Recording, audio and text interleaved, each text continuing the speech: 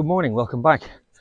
This morning's topic is taxi drivers in Tenerife.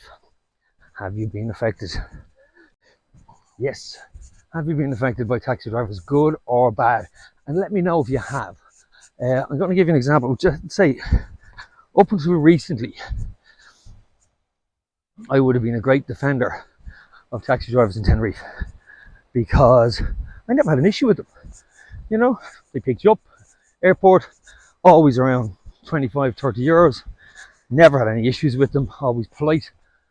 Never get into a car that wasn't well kept. This trip, I have to say, it's all changed. Picked up from the airport, and yeah, it was good. The airport didn't change. Well, my experience in the airport didn't change. So the guy that picked us up was fantastic. Yeah, the fare was, it was on a Sunday, so it was just shy of 30 euros. As I said, because it's Sunday, that's okay. And we were staying a little bit further down than we normally would. So yeah, there was nothing wrong with that. I couldn't fault either the driver, and he was pleasant, nice chap, car was nice and cool. And yeah, all good. But I've noticed we got a lot more taxis this year than we normally would. Yeah, I noticed a lot of them covering up their meter when you arrive, when they got you to your destination. So you'd be looking, watching the meter, you'd see it had hit whatever, 6-7 euros, and they'd cover it up with their hand, and suddenly it became 10. That's not too bad. It shouldn't be happening. But they're still fairly cheap. Taxis here are quite cheap. But what peed me off was we were going on a trip, helicopter trip that we did there a couple of weeks ago, and we booked a taxi from the hotel. The hotel called it first. We stupidly got into the first taxi that pulled up and said, "Hotel?" And I went, "Yeah." I know it was too quick. I knew I shouldn't have got in. It couldn't have been the one that the hotel booked, if you know what I mean. So partially my fault in that respect.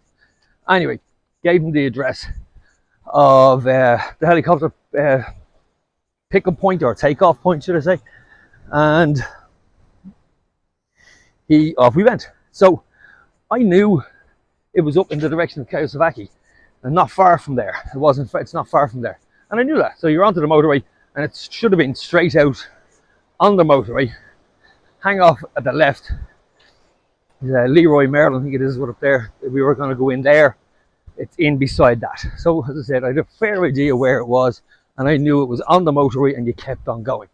So as we got onto the motorway, he then took a right, which I knew. We come to Tenerife for long enough to know that that wasn't the way to where we were going. So we went up towards Siam Park, and we're pulling up outside Siam Park, and I said to him, that's not where I'm at. Here's the address. And he said, "Oh yes, mistake. I've made a mistake." And he pretended that he misunderstood me, did a U-turn, came back out onto the motorway, and off we went again. Now, by the time we got to the helicopter pickup point, the meter was reading 16 euro odd. Let's say 16 euros. Again, he put one hand over it, fiddled with a few buttons, 29 euros 80 appears on the meter. Now, from 16 to 29. So I said, "Can I have a receipt, please? Printed receipt." No, he wasn't having it. His printer wasn't working. I said, "Well then, I'm not interested. I'm paying 16 euros. No, 29 euros. He argued back and forth on this. Long story short, after threatening the police and photographing the license plate of his car and insisting on a printed receipt, he hand wrote a receipt out and charged me 16 euros, which I reckon was probably close to what it would have been. It wasn't anything we're arguing any further, but it wasn't. I'm not a fool. I wasn't going to pay 29 euros for a fare that should have been probably around 15, I would have imagined, at the most. So yeah, have you had that experience? Have you had any experiences like that here? If you have, let me know. I'm not saying it's every taxi driver here, and it certainly isn't, because my experience generally with Tenerife and with their drivers is that they do a good service. I drove a taxi myself for years. I know what it's like. So that's just an experience I had myself. The other thing I wanted to talk about, which is kind of disturbing, I suppose, to in a way, because down in one of my previous vlogs, you'll see we walked to a beautiful little watering hole, and we were swimming in there. And there's quite a few of them spotted along the coast. In fact, I've just walked past one of them just now. You'll see them particularly down this end around the Gulf area, Las Abrigas. If you look across there, you can see little steps. Yeah, there's quite a few of them dotted around the place where you can actually just go down and swim in the ocean. And it's beautiful. They're kind of protected. Some of them are completely protected, as in they have a front on them as well. The one that we went down to had, but it was down the side of a cliff. As I said, you'll see it. It's on the list of vlogs that I've done. So yeah, one thing I noticed while I was doing that one was the vast amount of homeless people living in caves along the side of the walkway. I mean, we counted about 25, at least 25, and I can guarantee there was a hell of a lot more. So along this coastline, there's a lot of natural caves created obviously from the volcanoes. But there are people now living in there. Now, I don't know, and maybe you do, and if there's anyone who's living here, expats, might know more about this than I do. Side note, this is 11 homes. So if you are down here in Gulf del Sur, this is one of the most beautiful little complexes you can stay in. A little bit expensive, but definitely worth it. You'll see as I come around here, this is the complex. Swimming pool here.